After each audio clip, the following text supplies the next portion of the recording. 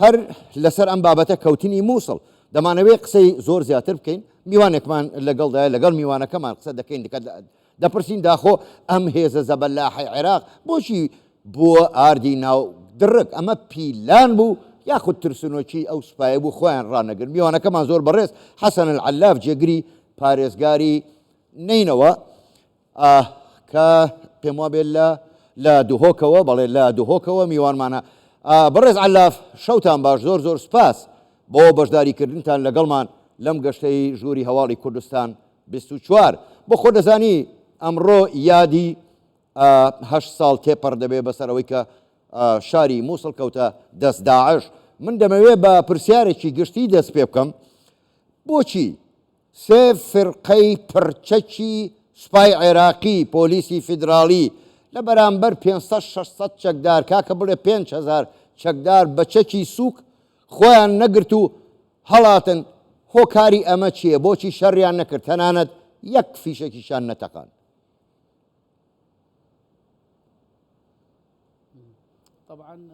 بێگومان ئێوارەتان باش ئێوارەی بینەران باش ئێوارەی بینەرانی کوردستان بسیار باش بە ئاماژەی لە دوایین بەرپرسیار ساڵی 2014 بە یاوەری پارتی دیموکرات بینیمان کە دۆخی ئەمنی زۆر خراپ بوو و سەقامگیر نەبوو چەند مانگێک پێشتر چەند جولێکی سەربازی هەبوو کە سەردانی یانی گەماروی ماڵەکانیاندا بوو کە داوایان کرد جاشتی کەمە دووبار نەبێت و داوای هەماهەنگی سەربازیان کرد لەلایەن دامەزراوە ئەمنیەکان بە گوێرەی راپۆرتە ئەمنیەکان کە پێمان گەیشت ئەو کات بەڕێز پارێزگار قسەی لەبارەی لێژنەی باڵای ئەمنی کرد کە لێژنەی باڵای ئەمنی ئامادە نەبوون بۆ ڕوبەڕوونەوەی داعش بەڵام بە بڕوای من چەند لێکتێنێ گەیشتنێک لە فەرمانەکان هەبوو لە کاتی گەیشتن بە دامەزراوە سەربازیەکان ئەمەش بەهۆی ئەوەی کە کەوتن دروست بێت و وێرانی و داکەوتن لە کەتە سەربازیەکان دروست بێت بە بڕوای من کەوتن و وێرانی دەرونی کاریگەری هەبوو کە بەهۆی ئەوەی سەرجەم کەرتەکانی دیکە لە مووسڵ دروست بێت کە پۆلیسی یەکگرتو پۆلیسی ئیتیحادی و لەشکری عێراقی لێوێ بوون کە پێم وایە فەرمانی هەڵا گەیشتە لایەن ئەمەش بەهۆی ئەوەی کەوتنی مووسڵ دروست بێت کەواتە باشە بەڕێز عەلاف ینی من لە قسەکانی تۆ ئەوە تێگەیشتم کەواتە پێت وایە نینەوە کەوت یاخود تەسلیم بە داعش کرا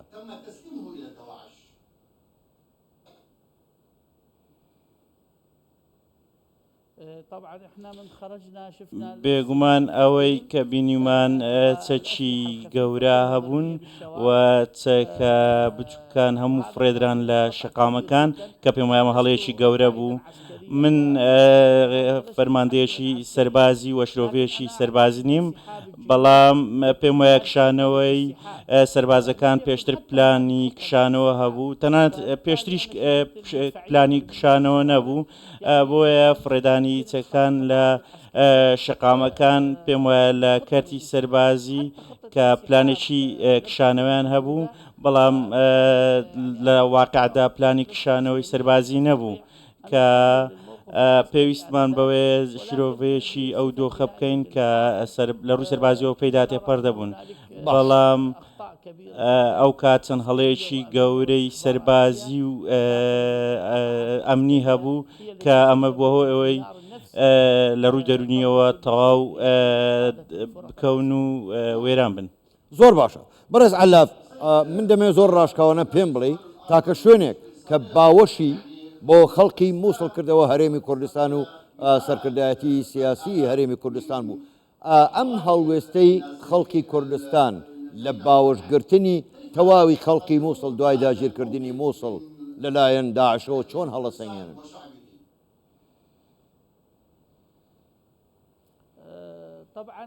بێگومان من لە پێناو ئەم بابەتەی کە تۆ باسی 8 ساڵ پێشستا دەکەی ئێمە باسی کەوتنێکی کارەسات دەکەین کە کەس باسی ئەم هەڵوێستەی هەرێمی کوردستانی نەکرد کە تاکو ئازادکردنی مووسڵ هەڵوێستێکی مێژووی بوو لە بارامبەر خەڵکی مووسڵ کە خەڵکی مووسڵ تاکو هەتاتە ئەم هەڵوێستە لە بیر ناکەن و بۆ نەوەکانی دوای خۆیان دەژێڕنەوە کە لەبارەی لە باوەشگرتنی ئاوارەکان کە دوای 3 ساڵ هەرێمی کوردستان ئامادە بوو بۆ لە باوەشگرتنی ئاوارەکان کە لە سەروی هەمویان سەرۆک مەسعود بارزانی و وشە بەناوبانگەکەی کە گوتی عەرەبەکان میوانی ئێمەن و ڕێگە بە کەس نادەین خراپەیان بەرامبەر بکەن. ئێمە وەکو خەڵکی مووسڵ و شاری مووسڵ هەمیشە خۆمە بە قەرزەرباری ئەم هەڵوێستەی هەرێمی کوردستان دەزانین وەکو میلەتی کورد و وەکو حکوومەتی هەرێمی کوردستان. باش بەڕێز عەلاف بۆ خۆ دەزانی تا ئێستاش دۆخی مووسڵ نینەوە بەگشتی سەقام گیر نییە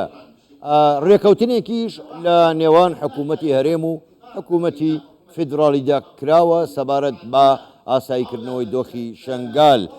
بە بڕای ئێوە تا چەند بوونی چەکدارانی پەکەکە لەو ناوچەیە ڕێگرە لە جێبەجێکردنی ئەو ڕێکەوتنە هەروەها لە نەسەقام گیربوونی دەشتی نینەوە بە تایبەتی ناوچەکانی ئێزدی نشین و بەگشتی نینەوە.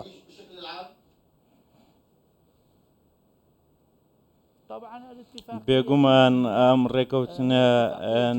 گشتیە ڕێکەوتنیشی باشە کە لە نێوان حکوومەتی هەرێمی کوردستان حکوومەتی عێراق کراوە بۆی دۆخەکە ڕێک بخرێتەوە لە شنگال و لە دەوروبەری نینەوە. بێگومان ئامادەی هەر میلیشیاتێکی ناڕێکخراو کێشە دروست دەکات و دەبێتە هۆی ناسەقامگیری و ئەمە ڕەت دەکرێتەوە لەلایەن حکوومەتی ناوخۆی و حکوومەتی خۆجێیی. بێگومان ئەمە پێویستمان بە سەقامگیری ئەمنیە بۆی لەم ناوچێ سەقامگیری ئەمنی هەبێت. بێگومان گەڕانەوەی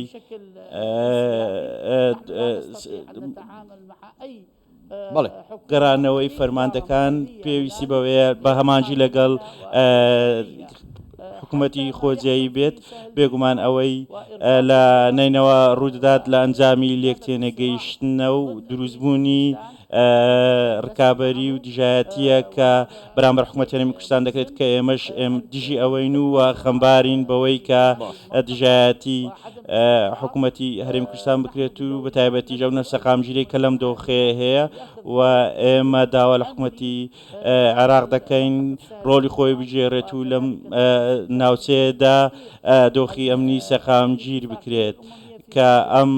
ڕێکەوتنە جێبەجێ بکرێت لە شنگال بۆ ئەوەی کۆنتڕۆلی ئەمنی بکرێت کە چەند هەڵەیەکی کەمکوڕێکی ئەمنی لەم ناوچەیە ڕووی داوە لە دژی پارێزگای هەولێر یا پارێزگای دۆک و هەرێمی کوردستان بەگشتی. زۆر چاکە بەڕێز عەلاف بە پێی راپۆرتەکان کە لەلای ئێمەیە تا ئێستا خەڵکی مووسڵ بە تایبەتی و نینەوە بەگشتی گلەی زۆریان لە حکوومەتی عێراقەیە لە دوای ئازادکردنەوەی مووسڵەوە تا ئێستا حکوومەتی عێراق وەکو پێویست نەهاتووە مووسڵ نۆژەن بکاتەوە. بە بڕوای ئێوە بۆچی حکوومەتی عێراق دەسەڵاتدارانی عێراق کەم تەرخەمن لە ئاست نۆژەنکردنەوە و دروستکردنەوە و بیناکردنەوەی مووسڵ؟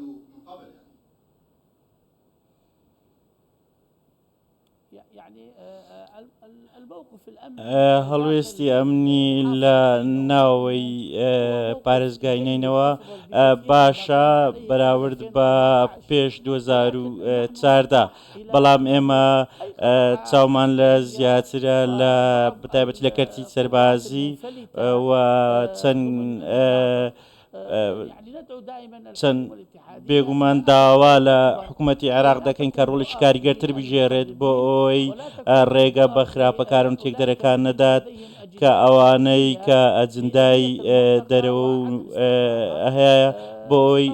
ناسەقامگیری لەم ناوچەیە دروست بێت وەک خۆتان دەزانن لە مووسڵ لە ناوەوەی مووسڵ پێمان وایە دۆخی ئەمنی تا ڕادەیەک باشە هیچ شتێک نماوە بە ناوی داعش چەند شانێشی نووسوو هەیە لێرە لەوێ بەڵام بەگشتی پێمان وایە دۆخی ئەمنی باشە و لە دژیانە کە بەگومان بە هاوکاری هەمانجی لەگەڵ حکوومەتی یاریمی کوردستان بەتایبەتی لە گەڕەکی زانکۆ کە لەکتێگەشتێکی زۆر باش هەیە بۆ دەستگیرکردنی تێکدەرەکان بەڵام ئێمە لەگەڵەوە داین کە سەقامگیرێکی گشتی هەبێت و سەرجەم کەرتەکان و تێکدەرەکان لەژێر کۆنتترۆلی ئەمنی دابن و ڕێگری لەو ئەجندا سیاسیانە بکەن کە دژی سەقامگیری سیاسین سەقامگیری ئەمنین زۆر باشە زۆر بەڕێز حەسەن عەلاف جێگری پارێزگاری نینەوە ڕاستەوخۆ لە شاری دهۆکەوە لەگەڵمان بووی گەلێک سوپاس بۆ بەشداریکردنتان لەگەڵمان لەم گەشتەی ژووری هەواڵی کوردستان 24 سوپاس بۆیەوە شەوتان باش.